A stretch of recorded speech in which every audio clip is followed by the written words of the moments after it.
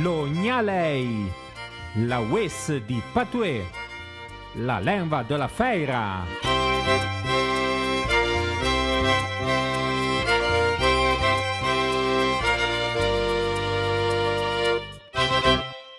Salut à tous!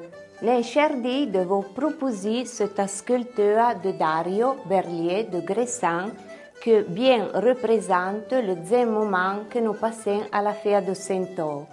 La fête à l'effita, les guitou, c'est le musicien qui suona l'organon, la fena que danse, l'alpin à huilo fiasque du vin, le menu que mongouillon et l'ours. La légende nous dit que c'est le 30 et le 31 de janvier, le jour plus frais de l'an, se fit bon temps, l'ours terrifua le paillasson et le bête séché soleil.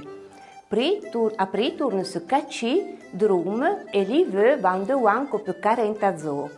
Et contraire, se fit beurre, se plou, se bête badonneille, l'ours chopa, papitueno, et l'hiver les cases frenettes.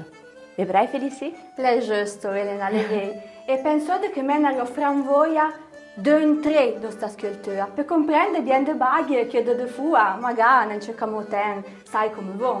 Per esempio, lo pas plus, le tient train de l'ivri e de lo fiore. Le meno, se la mi offriamo le vere gai, anche fuori di manzo e torne su nella ricorba. E poi lo movimento della creotta. Gli è bello lui a Sitana Sentore. Ouais. Adon, salut a tutti e puzzo, buona feira.